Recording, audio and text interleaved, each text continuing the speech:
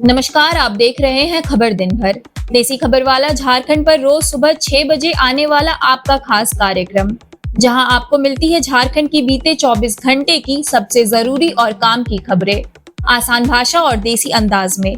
तो चलिए बढ़ते हैं आगे और जानते हैं आज की बड़ी और महत्वपूर्ण खबरें। मधुपुर में नकली लॉटरी रैकेट का भांडाफोड़, भारी मात्रा में टिकट जब्त। मधुपुर पुलिस ने गुप्त सूचना के आधार पर नकली शुनकली लॉटरी के बड़े रैकेट का पर्दाफाश किया। पथरूल और मधुपुर थाना पुलिस की संयुक्त कार्रवाई में बहादुरपुर और फतेहपुर गांव में छापेमारी की गई, जहां एबी चिकन व्यवसाय के मालिक अफ्ताब के गोदाम से भारी मात्रा में नकली lottery ticket, printer, cutter machine और पंचिंग मशीन समेत कई उपकरण बरामद किए गए। पुलिस ने बताया कि यह गिरोह लंबे समय से बिहार, बंगाल और झारखंड के कई जिलों में नकली टिकट सप्लाई कर करोड़ों का मुनाफा कमा रहा था। मकान मालिक और गोदाम उपलब्ध कराने वालों की भूमिका की भी जांच की जा रही है। गौरतलब है कि इससे पहले 10 जुलाई को भी मधुपुर पुलिस ने इसी तरह के गिरोह का भांडाफोड़ किया था। पुलिस का मानना है कि अवैध लॉटरी कारोबार का नेटवर्क संगठित तरीके से चल रहा था, जिससे खासकर युवा वर्ग प्रभावित हो रहा है। पुलिस ने ऐसे गिरोहों के खिलाफ अभियान और तेज करने की बात कही है। गुमला में खाद्य सुरक्षा अभियान, कई दुकानों पर छापेमारी।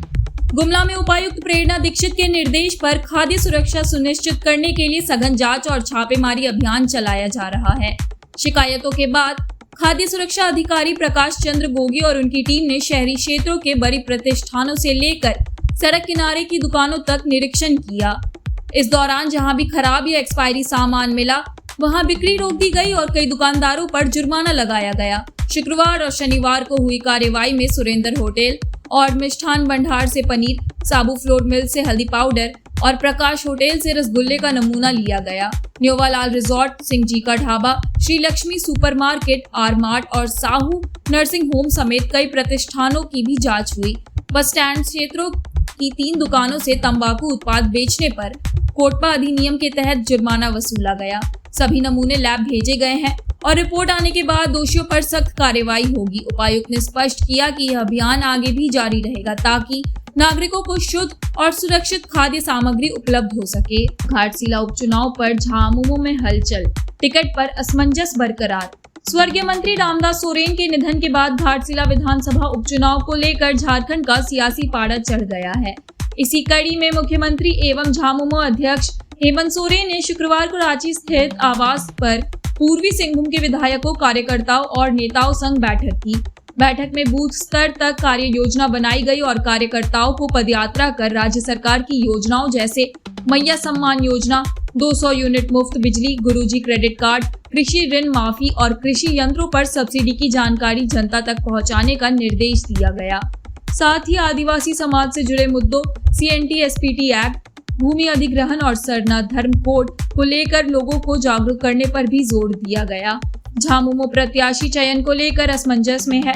पार्टी सूरजमणि देवी को टिकट देने पर सहानुभूति लाभ की उम्मीद कर रही है, जबकि परिवार स्वर्गीय सोरेन के बड़े बेटे सोमेश चंद्र सोरेन को टिकट और मंत्री पद दिलाने पर अड़ा हुआ है। फिलहाल अंतिम निर्णय होना बाकी है। सांसद दीपक प्रकाश को राहत, झारखंड हाईकोर्ट ने प्राथमिकी किया निरस्त। झारखंड हाईकोर्ट ने शुक्रवार को भाजपा नेता और राज्यसभा सांसद दीपक प्रकाश की याचिका पर सुनवाई करते हुए उनके खिलाफ दर्ज प्राथमिकी को निरस्त कर दिया। जस्टिस AK चौधरी की अदालत में हुई सुनवाई में प्रार्थी की ओर से अधिवक्ता इंद्रजीत सिन्हा ने तर्क दिया कि दुमका सदर थाना में दर्ज मामला राजनीतिक द्वेष से प्रेरित है। उन्होंने कहा कि सांसद ने वर्ष 2020 में दुमका और बेरमो उपचुनाव के दौरान लोकतांत्रिक मर्यादा में रहकर बयान दिया था, लेकिन सरकार ने इसे आधार बनाकर उनके खिलाफ प्राथमिकी दर्ज कराई। अदालत ने तर्कों को सुनने के बाद प्राथमिकी रद्द करने का आदेश दिया। मामला कांग्रेस जिलाध्यक्ष श्याम किशोर सिंह की शिकायत पर दर्ज हुआ था। अदालत के इस फैसले से दीपक प्रकाश को बड़ी राहत मिली है। दुर्गा पूजा पर झारखंड में बारिश का अलर्ट, 25 सितंबर से असर शुरू। मौसम विज्ञान केंद्र रांची ने अनुमान जताया है कि 25 सितंबर को बंगाल की खाड़ी में निम्न दबाव का क्षेत्र विकसित होगा, जिसका असर दुर्गा पूजा के दौरान झारखंड में देखने को मिल सकता है। इसके चलते 26 से 29 सितंबर के बीच राज्य के कई हिस्सों में रुक रुक कर हल्की से मध्यम बारिश की संभावना है। रांची और आसपास के इलाकों में बादल छाए रहने के साथ हल्की बारिश और वज्रपात हो सकता है।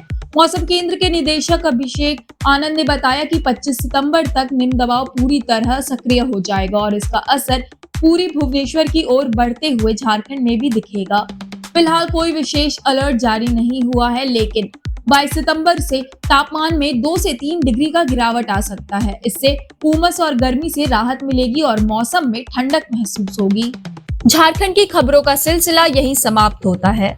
जुड़े रहिए देसी खबर वाला झारखंड के साथ, क्योंकि कल सुबह ठीक 6 बजे हम फिर हाजिर होंगे झारखंड के बीते 24 घंटे की तमाम महत्वपूर्ण और आपके काम की खबरों के साथ। मिलते हैं कल सुबह, तब तक अपना और अपनों का ख्याल रखिए। बहुत बहुत धन्यवाद।